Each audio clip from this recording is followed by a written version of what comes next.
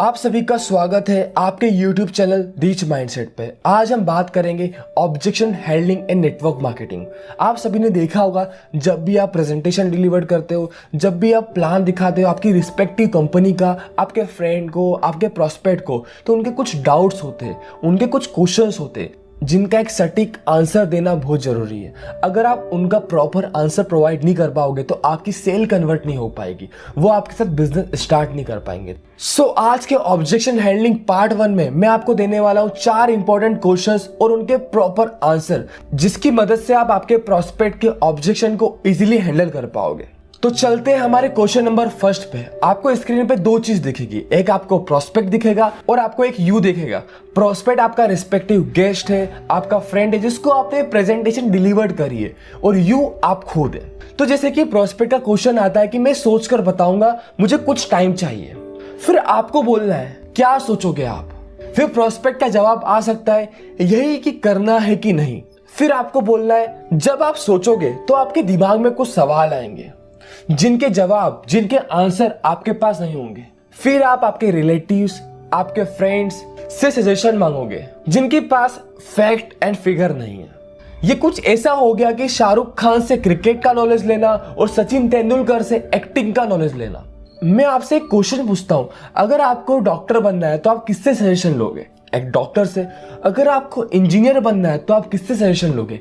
एक इंजीनियर से। अगर आपको बिजनेस करना है तो आप किससे सजेशन लोगे? जो भी पर्टिकुलर पर्सन बिजनेस कर रहा है करेंटली। और अगर आपको इस फील्ड में कुछ करना है, आपको डायरेक्ट सेलिंग के अंदर कुछ करना है, आपको नेटवर्क मार्केटिंग के अंदर कुछ करना है, तो आप एक ऐसे पर्टिकुलर पर्सन से सजेशन लोगे जो इस फील्ड में एक लेवल पे है, जो इस फील्ड में कुछ अचीव कर चुका है, जो इस फील्ड में वर्क कर रहा है। वही एक आपको प्रॉपर सजेशन, प्रॉपर गाइडेंस दे सकता है। इसलिए आपके दिमाग में जो भी डाउट चल रहे, जो भी क्वेरीज चल रही है, वो अभी आप मुझसे पूछ सकते हो। तो ये हो गया हमारा क्वेश्चन नंबर फर्स्ट। अब हम चलते हैं हमारे क्वेश्चन नंबर सेकेंड के ऊपर। आपका प्रोस्पेक्ट बोलता है कि मेरे पास टाइम नहीं है, तो आपको बोलना है क्या आपके पास 5 साल पहले टाइम था? फिर आपके प्रोस्पेक्ट का ऑब्वियस सा आंसर आएगा नहीं। फिर आपको बोलना है क्या 5 साल बाद टाइम होगा? फिर वापस से आपके प्रोस्पेक्ट का आंसर आएगा नहीं। फिर आपको बोलना है जैसा अभी करेंटली चल रहा है उसमें ना टाइम था ना टाइम होगा।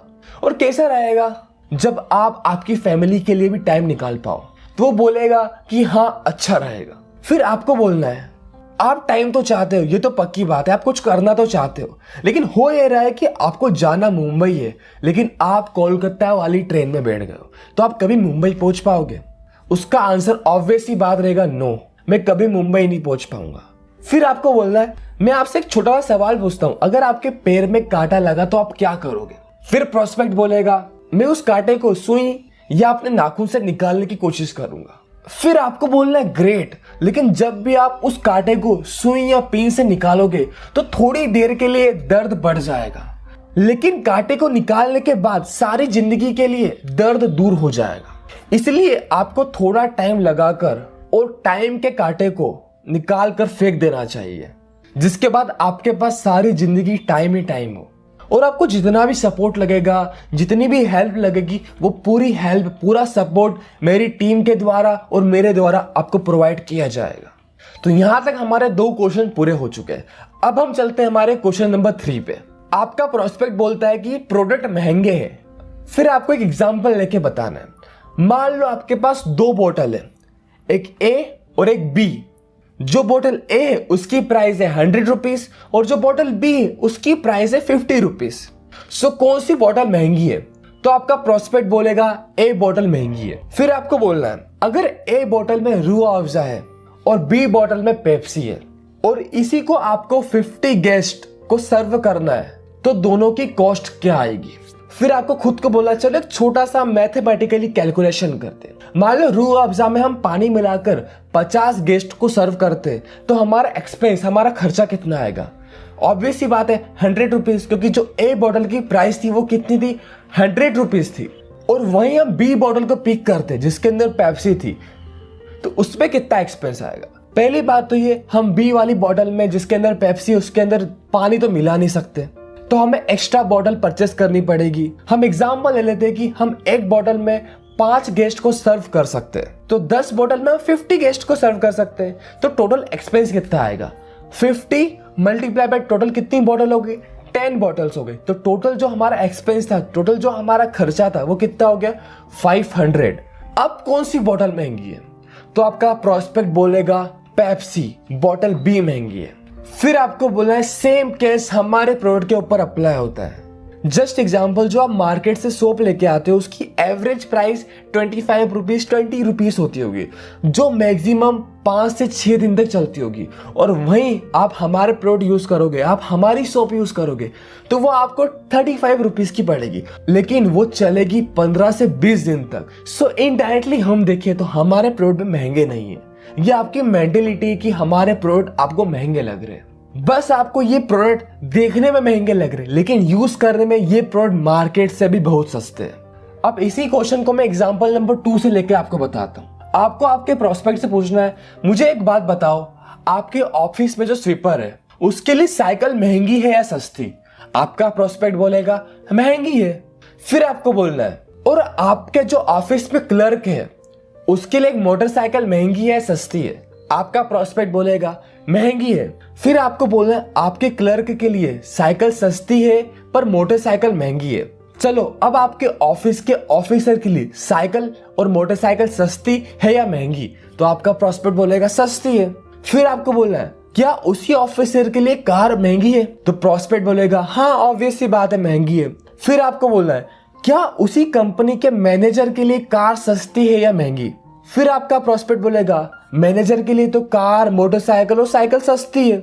फिर आपको बोलना है पर उसी मैनेजर के लिए BMW कार महंगी है। तो प्रोस्पेक्ट बोलेगा हाँ, वो महंगी है। फिर आपको बोलना है चलिए इसे भी लिखिए कि कंपनी के मालिक के लिए BMW सस्ती है। यानी किसी के लिए साइकिल भी महंगी है और किसी के लिए BMW भी सस्ती है। इसका मतलब कोई भी चीज सस्ती या महंगी नहीं होती, वो पूरी तरीके से हमारे ऊपर डिपेंड करती है कि हमारे पास पैसे कितने हैं। हमारे पास पैसों की कमी है तो हमें चीज महंगी लगती है, हमारे पास सफिशिएंट पैसा है तो हमें वो चीज सस्ती लगती है। सो इसीलिए आपको आपकी इनकम बढ़ाने पे फोकस करना है, जिससे आपको मेजोरिटी की सारी चीजें सस्ती लगने लग जाए। तो चलिए अब हम चलते हैं हमारे लास्ट क्वेश्चन के ऊपर, जो कि मेजोरिटी के प्रोस्पेक्ट का होता है। आपके प्रोस्पेक्ट आपको बोलते होंगे कि मैं सेलिंग नहीं कर सकता, ये प्रोडक्ट बेचने वाला काम है और ये मैं नहीं कर सकता। फिर आपको डायरेक्टली बोलना है क्या मैं आपको सेल्स पर्सन लगता हूं? आपका प्रोस्पेक्ट बोलेगा नहीं। फिर आपको बोलना है अगर मुझे सेल्समैन चाहिए होता तो मैं आपके पास नहीं आता। अगर हमारी कंपनी को सेलिंग मॉडल पर बिजनेस करना होता तो वो सेल्समैन रख लेती, लेकिन वही कंपनी एक डिफरेंट मॉडल पे काम करी जिसको बोलते हैं माउथ पब्लिसिटी। हम यहाँ पे प्रोडक्ट नहीं बेचते, हम सिर्फ हमेशा एक तरीके की सलाह देते हैं, हम सजेस्ट करते हैं, हम रिफर करते हैं और लोग खुद ऑटोमेटिकली हमसे परचेस करते हैं। मैं आपसे एक क्वेश्चन पूछता हूँ, अगर आपको खांसी होती है और आपने कोई पर्टिकुलर कफ सिरप लिया और आपकी खांसी ठीक हो जाती है, और वहीं आपके पड़ोसी या आपके फ्रेंड को खांसी होती है, तो आप कौन सा कफ सिरप सजेस्ट करोगे? जो कफ सिरप आपने लिया था, जिस कफ सिरप से आपकी खांसी ठीक हो गई। और अगर उसी कफ सिरप से आपके फ्रेंड या आपके रिलेटिव की खांसी ठीक होती है, तो वो भी इसी कफ सिरप को सजेस्ट करेगा, इसी कफ सिरप को रिफर करेगा। तो आपका प्रोस्पेक्ट बोलेगा हाँ। फिर आपको बोलना है क्या इसमें कोई सेलिंग हुई? आपका प्रोस्पेक्ट बोलेगा नहीं। फिर आपको बताना बस आपको प्रोडक्ट शेयर करने हैं जिसका आपको बेनिफिट मिलेगा। ये काम हम लोग बचपन से करते आ रहे हैं, लेकिन कभी भी इस चीज का हमें पैसा नहीं मिला। बस आपको यहाँ पे इसी काम को एक प्रॉपर डायरेक्शन के अंदर करना है, जिससे आप एक हेल्दी इनकम जनरेट कर पाओगे। आपको प्रोडक्ट यूज करना है, रिफर करना है, प्रोडक्ट यूज करना है, रिफर करना है, और इस काम में हम आपकी पूरी हेल्प करेंगे और मैं आपके साथ हमेशा खड़ा रहूंगा आपकी हेल्प करने। तो चलते हैं हमारे क्वेश्चन नंबर 1 की तरफ, जो कि है मेरे पास कांटेक्ट नहीं है। आपने बहुत बार देखा होगा कि आपके गेस्ट बोलते हैं, आपके प्रोस्पेक्ट बोलते हैं कि मेरे पास कांटेक्ट की कमी है, मेरे पास कांटेक्ट नहीं है। फिर आपको सिंपल सा बोलना है आपकी शादी में कितने लोग आए थे, या उसकी शादी नहीं हुई थी, तो आप बोल सकते हो अगर आपकी शादी होती है तो आप कितने लोगों को इनवाइट कर सकते हो, तो उसका आंसर आएगा 300 से 400 लोग। फिर आपको सिंपल सा बोलना है इन सबको आप जानते थे कि आपने पेपर में ऐड दिया था। प्रॉस्पेक्ट बोलेगा नहीं, ये तो मेरे जान पहचान के थे। फिर आपको बोलना है आपके पास मोबाइल फोन है, उसमें कितने कॉन्टेक्ट नंबर है। प्रॉस्पेक्ट बोलेगा 250 से 300। फिर आपको बोलना है क्या ये कॉन्टेक्ट नहीं है, यही वो कॉन्टेक्ट है जिनको आपको रिफर करना है, जिनको आपको अपॉर्चुनिटी शेयर करनी है, जो कि आपके साथ बिजनेस स्टार्ट कर सकते हैं। हर पर्टिकुलर पर्सन के पास एक डिफरेंट ग्रुप ऑफ पीपल होते हैं।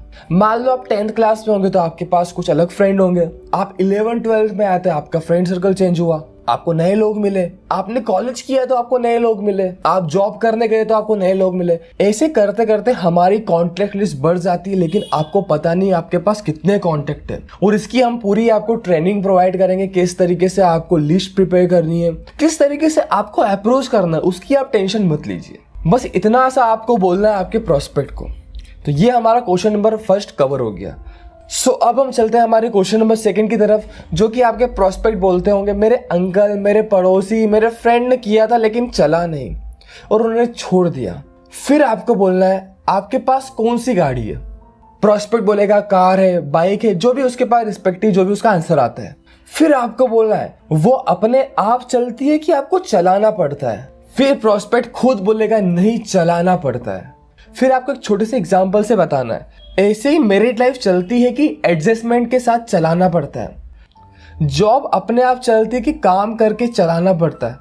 सर अपने आप कुछ नहीं चलता, चलाना पड़ता है। एक ही क्लास में 2 स्टूडेंट होते हैं, एक टॉप मारता है और एक फेल हो जाता है। School same, teacher same, syllabus same, exam का पेपर सेम, प्रिपरेशन का टाइम सेम, सब चीजें सेम है, लेकिन एक पर्सन टॉप मार रहा है और एक पर्सन फेल हो रहा है। लेकिन आप जो स्टूडेंट फेल हुआ उससे पूछोगे तो वो गलती बताएगा टीचर की, स्कूल की, सिलेबस की, पेपर की। वो बोला कि आउट ऑफ सिलेबस था, एग्जामिनर अच्छा नहीं था, मतलब उसके सारे एक्सक्यूज आ जाएंगे। लेकिन यहाँ पे गलती किसकी है? उस स्कूल की है, उस टीचर की है, उस सिलेबस की है कि उस पेपर की है? यहाँ पे गलती उस स्टूडेंट की है कि उसने मेहनत नहीं करी। और उसी सेम टाइम पे आप जिसने टॉप किया है उससे पूछोगे तो वो बोलेगा एग्जामिनर भी अच्छा था, क्वेश्चन पेपर भी सिलेबस के अंदर का था, टीचर ने पढ़ाया भी बहुत अच्छा। मतलब उसके सारे पॉजिटिव आंसर आएंगे क्योंकि उसने मेहनत करी थी और मेहनत करने के बाद वो पास हुआ है। आप किसी भी स्कूल, किसी भी कॉलेज में एडमिशन लेते हो तो वो थप्पा देके आपको ये तो बोलते नहीं कि आपका प्लेसमेंट हो जाएगा, आप पास हो जाओगे।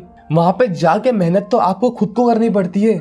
और इसी टाइप से यहाँ पे भी आप हमारे साथ वर्क करोगे तो आपको थोड़ी थोड़ी मेहनत करनी पड़ेगी। सर ऑटोमेटिक कुछ नहीं होता है। आपको सीनियर्स को फॉलो करके जो हम बोलेंगे, जो हमारी गाइडेंस है उसको फॉलो करके आपको धीरे धीरे वर्क करना पड़ेगा, क्योंकि सक्सेस हासिल करने के लिए कुछ तो करना पड़ता है। सक्सेस ऐसे ही नहीं मिलती है।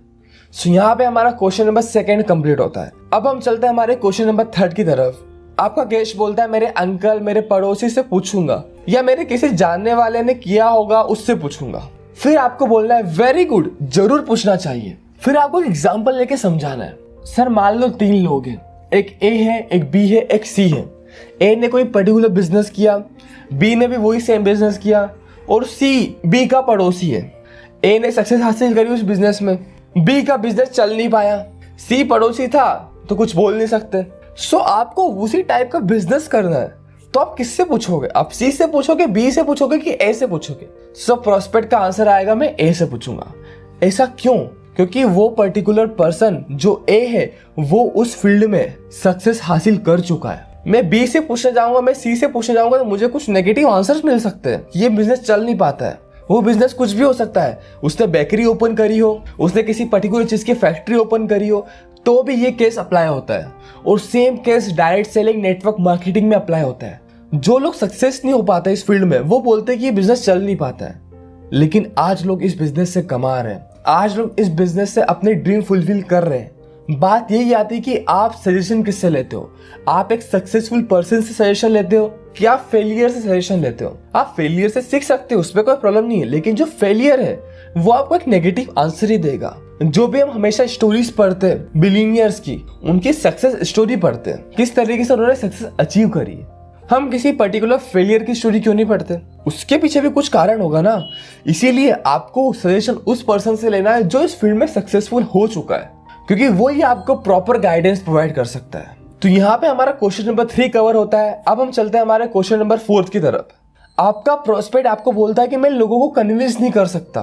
फिर आपको बोलना है आप बताओ कि अगर आप कन्विंस ना होना चाहो तो क्या मैं आपको कन्विंस कर सकता हूँ। प्रोस्पेक्ट बोलेगा नहीं। फिर आपको बोलना है हम ऐसे लोगों को कन्विंस नहीं कर सकते, बस हमें राइट इन्फॉर्मेशन और राइट फैक्ट्स एंड फिगर बताने हैं। जिन लोगों को कन्विंस होना है वो कन्विंस हो जाएंगे और आपके साथ बिजनेस स्टार्ट कर देंगे। जिनको नहीं होना है कोई प्रॉब्लम नहीं, दुनिया में लोगों की कमी तो है नहीं। और सर एक चीज समझिए, कन्विंसिंग स्किल बहुत इंपॉर्टेंट स्किल है। आप किसी भी फील्ड में चल जाइए, आपको कन्विंस करना आना चाहिए। आप जॉब के इंटरव्यू में बैठे हो तो आपको कन्विंस करना आना चाहिए। आपको कन्विंस करना है कि वो आपको हायर करें। आप एग्जाम में बैठे हो तो आपको रिटर्न में कन्विंस करना है कि मुझे अच्छे मार्क्स दे। हर फील्ड में हर जगह आपको कन्विंस करना आना चाहिए और यहाँ से आपकी कन्विंसिंग स्किल भी इंप्रूव होगी, आपकी सॉफ्ट स्किल भी इंप्रूव होगी, जिससे आप दूसरी फील्ड में भी अच्छा कर पाओ। चलते हैं हमारे क्वेश्चन नंबर फर्स्ट की तरफ, जो कि मेजोरिटी के प्रोस्पेक्ट बोलते हैं कि मैंने मीटिंग पहले भी अटेंड करी थी, मैं जानता हूँ आपकी कंपनी के बारे में। तो आपको बोलना है क्या मैं आपसे एक छोटा सा सवाल पूछ सकता हूँ। प्रोस्पेक्ट बोलेगा बिल्कुल हाँ। फिर आपको बोलना है क्या आप शाहरुख खान को जानते हो। प्रोस्पेक्ट बोलेगा हाँ। देन आपको बोलना है उसकी कमर की साइज क्या है और उसका फेवरेट कलर कौन सा है। प्रोस्पेक्ट का ऑब्वियस सा आंसर आएगा मुझे पता नहीं। फिर आपको बोलना कि आप जानते हो मनमोहन सिंह की सबसे फेवरेट डिश कौन सी है। आपका प्रोस्पेक्ट बोलेगा पता नहीं। फिर आपको बोलना है ठीक ऐसे ही बहुत से लोग कंपनी को जानते हैं, लेकिन सिर्फ ऊपर ऊपर से, कहीं से सुनी सुनाई बात आती है उनके पास, उस तरीके से वो कंपनी से इंट्रोड्यूस होते हैं, लेकिन उनके पास पूरी डिटेल्ड इंफॉर्मेशन कभी नहीं होती। और एक चीज याद रखिए सर, सिर्फ मीटिंग अटेंड करने से पैसे नहीं आते। आपको इस सिस्टम से पैसे कमाने तो आपको यहाँ पे भी थोड़ा थोड़ा वर्क करना पड़ेगा। आपको सीनियर्स की बात को फॉलो करना पड़ेगा, तभी आप इस सिस्टम से पैसे कमा पाओगे। कोई भी काम बैठे बैठे कभी भी पैसे नहीं देता है। आपको यहाँ पे भी धीरे धीरे मेहनत करनी पड़ेगी, लेकिन एक टाइम ऐसा आएगा कि आपका बिजनेस पूरा ऑटोमेटिक मोड पे चल जाएगा। हमारी खुद की टीम लगातार ग्रो कर रही है। आप बस 2 से 3 महीने हमारे साथ फेथ करके काम करके देखिए, और फिर अगर आपको कुछ बदलाव ना लगे, आपको खुद के अंदर कुछ डिफरेंस नहीं लगे, तो आप बिल्कुल इस काम को छोड़ देना। बस आपको इतना सा जवाब देना है आपके प्रोस्पेक्ट को। सेकंड इंपॉर्टेंट क्वेश्चन आता है प्रोस्पेक्ट का कि प्रोडक्ट की गारंटी क्या है। मैं कैसे ट्रस्ट कर लूं कि आपका ये वाला प्रोडक्ट ये पर्टिकुलर बेनिफिट देता है। फिर आपको बोलना है ये आपको कैसे पता चलेगा। प्रोस्पेक्ट बोलेगा यूज करके। फिर आपको सिंपल सा आंसर देना है हमने जो आपको बेनिफिट्स बताए वो हमने हमारे एक्सपीरियंस से बताए। वैसे ही जब आप प्रोडक्ट यूज करोगे तो आपको भी बेनिफिट जरूर मिलेंगे। कितने बेनिफिट मिलेंगे ये तो यूज करके ही पता चलेगा ना। अगर आप कंटिन्यूसली 3 to 6 मंथ प्रोडक्ट को यूज करोगे तो आपको बहुत सारे बेनिफिट पता चलेंगे, और अगर आपको कुछ भी बेनिफिट ना मिले तो आप प्रोडक्ट को यूज करना बंद कर दीजिएगा। बस आपको ये सिंपल सा आंसर प्रोवाइड करना है आपके प्रोस्पेक्ट को। अब हम चलते हैं हमारे क्वेश्चन नंबर 3 की तरफ, जो कि है मैं तो लोगों से बात नहीं कर सकता और मेंबर नहीं बना सकता। फिर आपको बोलना आप अभी किससे बात कर रहे हो, मैं कोई भूत हूं क्या। सर मैं भी एक इंसान हूँ। आपके ऑफिस में कलीग होते होंगे, आप उनसे बात करते होंगे। आपके आसपास फ्रेंड सर्कल्स होंगे, आप उनसे बात करते होंगे। आपके नेबर्स होंगे, आप उनसे बात करते होंगे। प्रोस्पेक्ट बोलेगा हाँ। फिर आपको बोला आप मार्केट में दुकानदार के पास जाते होंगे, आप उनसे बात करते होंगे। आपको किसी पर्टिकुलर जगह का रास्ता नहीं पता तो आप रास्ता पूछने के लिए एक स्ट्रेंजर से बात करते होंगे। प्रोस्पेक्ट बोलेगा हाँ। फिर आपको बोलना ये सब कौन है, लोग ही तो है। बस इसी तरह से फ्रेंड और लोगों से इस बिजनेस की बात करनी है, और किस तरीके से बात करनी है, क्या बात करनी है, वो सब हम आपको सिखाएंगे। इसकी आपको टेंशन लेने की कुछ भी जरूरत नहीं है, और स्टार्टिंग के फेज में हम आपकी पूरी हेल्प करेंगे। आपको बात करने की जरूरत नहीं है, आपको प्रेजेंटेशन देने की जरूरत नहीं है। सारी प्रेजेंटेशन सारी बात हम करेंगे। बस आपको हमें ऑब्जर्व करना है, हम किस तरीके से बात करते हैं उसको देखना है, और हमसे सीखना है कि किस तरीके से फ्यूचर में आप बात करोगे। और अगर आपकी डाउनलाइन गेस्ट को लेके आई है और वो गेस्ट उसका फ्रेंड है, तो आप यहाँ पे ये चीज बोल सकते हो। सर आप खुद सोचिए, आपको प्रेजेंटेशन के लिए लेकर कौन आया, आपका फ्रेंड। आपको प्रेजेंटेशन किसी और ने दी, लेकिन बात अभी कोई और कर रहा है। सो यहाँ पे सिर्फ प्रॉपर टीम वर्क है। लेके कोई आया, प्रेजेंटेशन डिलीवर किसी और ने करी, अभी डाउट कोई और क्लियर कर रहा है। और जहां पे टीम वर्क होता है वहां पे probability of success automatically increase हो जाती है। सो आप इसकी टेंशन लेना छोड़ दीजिए कि आप वर्क कैसे करोगे, आप हैंडल कैसे करोगे। हमारी तरफ से आपको पूरा सपोर्ट दिया जाएगा। बस आपको इतना सा बोलना है इस क्वेश्चन के आंसर के लिए। अब हम चलते हैं हमारे नेक्स्ट क्वेश्चन की तरफ, जो कि प्रोस्पेक्ट बोलता है कि मुझे MLM चेन सिस्टम पसंद नहीं है, मुझे इस तरीके के काम नहीं करने। फिर आपको सिंपल सा जवाब देना है, ये बताओ कि आपके दादाजी के कितने भाई थे। प्रोस्पेक्ट बोलेगा 3, 4, जो भी उसका रिस्पेक्टिव आंसर आता है। फिर आपको बोलना उनके कितने बच्चे हैं। आपका प्रोस्पेक्ट कुछ नंबर बताएगा, 4, 5, 6, जो भी आंसर आता है। फिर आपको बोलना है उन सबके कितने बच्चे हैं, यानी कजिन्स। और जैसे आपका प्रोस्पेक्ट जो आंसर बता रहा है, आप पैरेलली उसको आपकी डायरी में ड्रॉ करते जाइए। फिर आपको दूसरा क्वेश्चन पूछना है, आपके ऑफिस में सबसे बड़ी पोस्ट क्या है। प्रोस्पेक्ट बोलेगा CEO। फिर आपको बोला है उनको रिपोर्ट कौन करता है। आपका प्रोस्पेक्ट बोलेगा मैनेजर्स। फिर आपको बोला है उन मैनेजर्स को कौन रिपोर्ट करता है। फिर आपका प्रोस्पेक्ट बोलेगा जनरल मैनेजर। फिर आपको बोलना है जो आपने मुझे बताया, जो आपने आंसर दिया, उसी को मैंने मेरी डायरी में ड्रॉ किया। आप देख लीजिए, कोई चेन नहीं है। सर मैं आपको एक चीज बताता हूँ, हम जाने अनजाने में एक चेन का पार्ट है और आगे भी रहेंगे। हम पैदा होने से लेकर मरने तक किसी न किसी चेन से जुड़े होते हैं। हर एक चीज एक दूसरे से जुड़ी हुई है, तभी ये दुनिया चल रही है। और यहाँ पर भी ऐसा ही है, या तो हम किसी के नेटवर्क में नौकरी करके थोड़ा पैसा कमाते, या तो खुद का एक नेटवर्क बनाकर हम ज्यादा पैसा कमा सकते हैं। यह हमारे ऊपर डिपेंड करता है। आज school, college, institutes, restaurants, hospital, medical stores, ticket counters etcetera सब कुछ फ्रेंचाइजी मॉडल को फॉलो करते हैं और बड़ा पैसा कमाते हैं। जैसे कि जियो की सिम आज मेजोरिटी के लोग यूज करते हैं, लेकिन क्या अंबानी जी खुद आपके पास आए और बोला कि सिम ले लो? इसका आंसर है बिल्कुल नहीं। उनके ऑल अराउंड इंडिया में n नंबर ऑफ शॉप्स है जहां पे आपको जियो की सिम मिल सकती। मतलब उन्होंने भी कहीं ना कहीं फ्रेंचाइजी मॉडल की तरह अपने बिजनेस को एक्सपांड किया, और इसी तरीके से इस सिस्टम से आप खुद का नेटवर्क बना पाते हो विदाउट एनी बल्क इन्वेस्टमेंट। आप सोचिए, अंबानी जी ने जियो को लॉन्च करने के लिए 3 लाख करोड़ का इन्वेस्टमेंट किया था। क्या इतना इन्वेस्टमेंट आपके पास है? क्या आपके पास इतना कैपिटल है कि आप खुद का एक बिजनेस एम्पायर खड़ा कर पाओ? प्रोस्पेक्ट का आंसर आएगा बिल्कुल नहीं। सो सर, इसीलिए ये सिस्टम आपको एक अपॉर्चुनिटी देता है कि आप बिना किसी बड़े इन्वेस्टमेंट करे अपना खुद का नेटवर्क बना सकते हो और पैसिव इनकम का बेनिफिट ले सकते। सो यहाँ पे आपका आंसर खत्म होता है। आज मैं आपको एक प्रो टिप देता हूँ, आप जब भी कन्वर्सेशन करते हो तो आपको क्वेश्चन पूछने हैं, क्योंकि क्वेश्चन जब आप पूछते हो तो कन्वर्सेशन आपके कंट्रोल में होती है। जैसे कि मैंने जो भी आपको आंसर्स दिए, इसमें मैक्सिमम टाइम मैंने आपको क्वेश्चन पूछ के बताया। एक चीज हमेशा याद रखिए, क्वेश्चंस आर द आंसर। आप जो क्वेश्चन पूछ रहे हो उसी के अंदर कुछ ना कुछ आंसर छुपा है जो खुद आपका प्रोस्पेक्ट आपको देगा।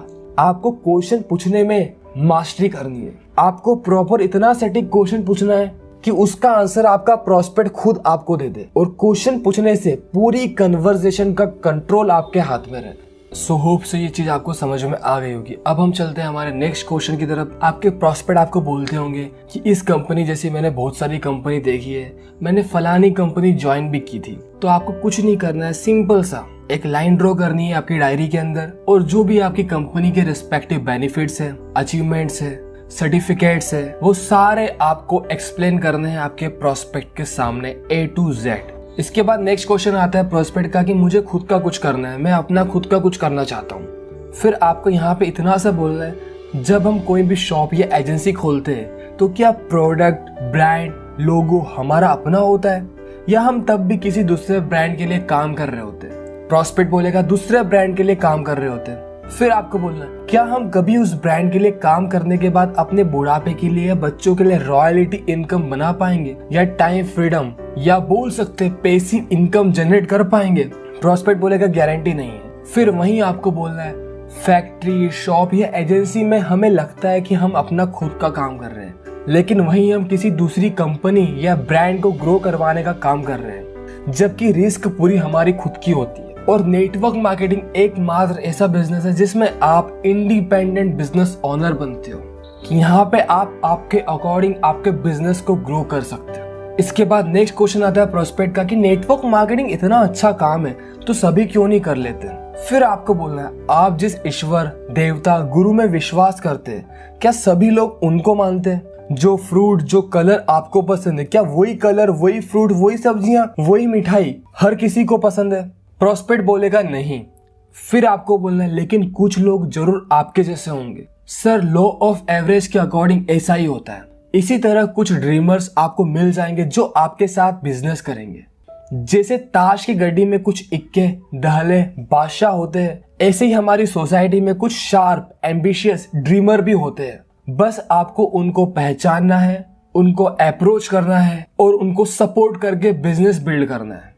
और इस पूरी प्रोसेस में हम आपका पूरा सपोर्ट करेंगे, हम आपकी पूरी हेल्प करेंगे। बस आपको इतना सा बोल के सामने वाले प्रोस्पेक्ट के क्वेश्चन का आंसर फिनिश करना। हमारे फर्स्ट क्वेश्चन की तरफ आपके प्रोस्पेक्ट का क्वेश्चन आता होगा कि आपकी ये कंपनी दुकानों पर सामान क्यों नहीं बेचती। फिर आपको बोलना है, क्या दुकानों पर जो कंपनी सामान बेचती है वो हमें पार्ट टाइम पैसा कमाने का एक मौका देती है। प्रोस्पेक्ट बोलेगा नहीं। फिर आपको बोलना है, सर डायरेक्ट सेलिंग मॉडल से दुकान, होलसेलर, डिस्ट्रीब्यूटर्स, एडवर्टाइजमेंट का पैसा बचा के ये पैसा कस्टमर को दिया जाता है उनकी इनकम के रूप में जब वो प्रोडक्ट को प्रमोट करते हैं। और सबसे मेन चीज, डायरेक्ट सेलिंग में जो प्रोडक्ट प्रमोट करता है वो प्रोडक्ट यूजर भी होता है, तो उसको प्रोडक्ट की क्वालिटी अच्छे से पता होती है। अगर उसको खुद को प्रोडक्ट की क्वालिटी अच्छी नहीं लगी तो वो कभी भी वो प्रोडक्ट प्रमोट नहीं करेगा। आप खुद सोचिए, जो बड़े बड़े एडवर्टाइजमेंट होते हैं, लक्स साबुन का, नवरत्न तेल का, जो सेलिब्रिटी इन प्रोडक्ट्स का एडवर्टाइजमेंट करते हैं उन्होंने कभी भी इन प्रोडक्ट को यूज करा होगा? आपको लगता है ऐश्वर्या राय लक्स यूज करती होगी? आपको लगता है अमिताभ बच्चन जी नवरत्न तेल यूज करते होंगे? वो कभी भी यूज नहीं करते सर। और इसको बोलते हैं फॉल्स एडवर्टाइजमेंट। लेकिन नेटवर्क मार्केटिंग, डायरेक्ट सेलिंग आपको एक मौका देती है कि आप पहले प्रोडक्ट को यूज करो, उसके बाद आप सेटिस्फाई हो तब आप प्रमोट करो। बस आपको इतना सा बोल के चुप हो जाना है। इसके बाद हम चलते हैं हमारे प्रोस्पेक्ट के नेक्स्ट क्वेश्चन की तरफ। आपके प्रोस्पेक्ट आपको बोलते होंगे कि मैं अपनी जॉब में सेटिस्फाई हूँ, जॉब ही मेरा पैशन है। फिर आपको बोलना है, क्या जॉब में किसी कारण से आपकी 20 से 30% सैलरी कम हो जाए तो क्या जब भी आप जॉब में सेटिस्फाई रहोगे, क्या तब भी जॉब आपका पैशन रहेगा? या आपकी सैलरी उतनी रहे और जो महंगाई है वो 20 से 30% बढ़ जाए तो तब भी आप सेटिस्फाई और उतने ही पेशेंस से काम करोगे क्या? प्रोस्पेक्ट बोलेगा नहीं। फिर आपको बोलना, यानी हम डायरेक्टली डिपेंडेंट है मनी के ऊपर। हमारे पास पैसा आएगा तो हम हमारी फैमिली की नीड फुलफिल कर पाएंगे और हम सेटिस्फाई हो पाएंगे। मैं आपसे एक छोटा सा क्वेश्चन पूछता हूँ। आप सुबह ऑफिस में जाते होंगे और किसी जरूरी काम के लिए अगर आपको वापस से घर आना है तो आपको सीनियर से पूछना पड़ेगा, और अगर उस सीनियर ने मना कर दिया तो क्या आप वापस से घर आ पाएंगे? प्रोस्पेक्ट बोलेगा नहीं। मतलब आपका मन नहीं है फिर भी आपको बैठना है। और ऐसे ही एक इंसान 60 से 70 साल निकाल देता है। और नेटवर्क मार्केटिंग आपको एक मौका देती है आप खुद का बिजनेस स्टार्ट कर पाओ। मैं आपको ये नहीं बोल रहा हूँ कि आप आपकी जॉब छोड़ दीजिए, आप जो कर रहे हो वो बंद कर दीजिए, आप आपकी जॉब को कंटिन्यू रखिए। लेकिन जो भी आपके पास एक्स्ट्रा टाइम बचता है, जो भी आपके पास रिमेनिंग टाइम है, उसमें आप हमारे साथ वर्क करिए। और एक टाइम ऐसा आएगा कि आपकी इनकम यहाँ से आपके जॉब के कंपैरिजन में बहुत ज्यादा होने लग जाएगी। बस आपको इतना सा बोल के चुप हो जाना है। अब हम बढ़ते हैं हमारी फाइनल क्लोजिंग के क्वेश्चन की तरफ। आपको आपके प्रोस्पेक्ट से पूछना है कि मैं आपसे कुछ क्वेश्चन पूछने वाला हूँ, आपको उनका सटीक सा आंसर देना है, हाँ या ना में। प्रोस्पेक्ट बोलेगा ठीक है। अगर आपके प्रोस्पेक्ट के इसके अलावा भी कुछ क्वेश्चन है तो आप उन क्वेश्चन को आपकी डायरी में लिख लीजिए और लाइन खींच दीजिए। या अगर आपके पास उस टाइम पे इन क्वेश्चन को देने का जवाब है तो आप पैरेलली उस क्वेश्चन का जवाब दे सकते हैं। अब आपको बोलना है, अगर आपको लगता है कि मैंने आपके सारे क्वेश्चन का लॉजिकल आंसर दिया है और आप सेटिस्फाई हो तो क्या अब आप हमारे साथ वर्क करने के लिए रेडी हो? प्रोस्पेक्ट का आंसर आएगा हाँ। फिर आपको बोलना है, मैं आपके साथ मिलकर काम करूंगा ताकि आप 7 से 8 लाख रुपए साल का इस सिस्टम से कमा पाओ। उसके लिए मुझे अपना कुछ पैसा, टाइम और एनर्जी आपके लिए खर्च करनी पड़ेगी। तो क्या मुझे हक है मैं आपसे कुछ सवाल पूछ सकूं? प्रोस्पेक्ट का जवाब आएगा हाँ सर बिल्कुल पूछिए। फिर आपको बोलना है 7 से 8 लाख रुपए साल का कमाने के लिए आपको बिजनेस सीखना पड़ेगा, तो क्या आप बिजनेस को सीखने के लिए तैयार है? प्रोस्पेक्ट बोलेगा हाँ। फिर आपको बोलना है 7 से 8 लाख रुपए साल के कमाने के लिए क्या आप हमारी हेल्प लेने के लिए तैयार है? प्रोस्पेक्ट बोलेगा हाँ। फिर आपको बोलना है 7 से 8 लाख रुपए साल के कमाने के लिए आपको नॉन प्रोडक्टिव टाइम में इस बिजनेस को करना पड़ेगा, तो क्या आप इसके लिए तैयार है? प्रोस्पेक्ट बोलेगा हाँ। फिर आपको बोलना है 7 से 8 लाख रुपए साल के कमाने के लिए आपको सफल लोगों की बुक पढ़नी पड़ेगी, ट्रेनिंग अटेंड करनी पड़ेगी, मीटिंग्स अटेंड करनी पड़ेगी, तो क्या आप इन चीजों के लिए तैयार हैं? प्रोस्पेक्ट बोलेगा हाँ। फिर आपको बोलना है ग्रेट। और अब आपको आपके प्रोस्पेक्ट की आंखों में देख के हाथ मिलाकर बोलना है, क्या आप मुझ पर 2 से 3 महीने विश्वास कर सकते हो? प्रॉस्पेक्ट बोलेगा हाँ। फिर आपको बोलना है, मैं आपका फ्री में रजिस्ट्रेशन करवा के आपको कुछ पैसे कमाने में हेल्प करके कहीं भाग तो जाऊंगा नहीं, इतना तो आप विश्वास करते होंगे। प्रॉस्पेक्ट बोलेगा हाँ। फिर आपको बोलना है, बस अब 2 से 3 महीने मिलकर हम काम करते हैं, बिजनेस सीखते हैं और बिजनेस को बिल्ड करते हैं। इसमें आपको मेरी और मेरी टीम की पूरी हेल्प मिलेगी। बस ये बोल के आपको क्वेश्चन का एंड करना है। अगर वो अभी भी बिजनेस स्टार्ट करने के लिए राजी ना हो तो आप कहें कि शायद आपको बिजनेस में इंटरेस्ट नहीं है, लेकिन आप अच्छी क्वालिटी के प्रोडक्ट तो यूज करना चाहते होंगे जिनसे आपकी हेल्थ अच्छी रहे, जिन प्रोडक्ट की क्वालिटी अच्छी हो, जो आपको बेनिफिट्स दे, और इस अकॉर्डिंग आप आपकी कंपनी के कुछ प्रोडक्ट को डिटेल कर दीजिए। सो ये थी हमारी ऑब्जेक्शन हैंडलिंग की लास्ट वीडियो। मैं उम्मीद करता हूँ कि आपको सारी चीजें अच्छे से क्लियर